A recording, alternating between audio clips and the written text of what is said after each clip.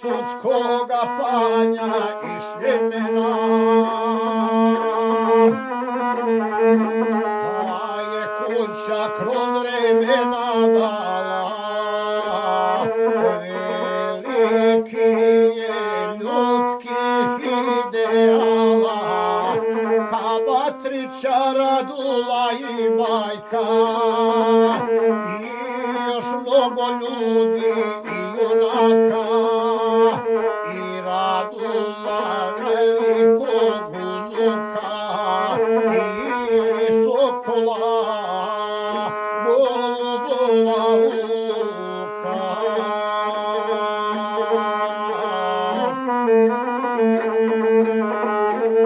I Guslara i Sivoga Tića, ej moga kuma Branka Perovića.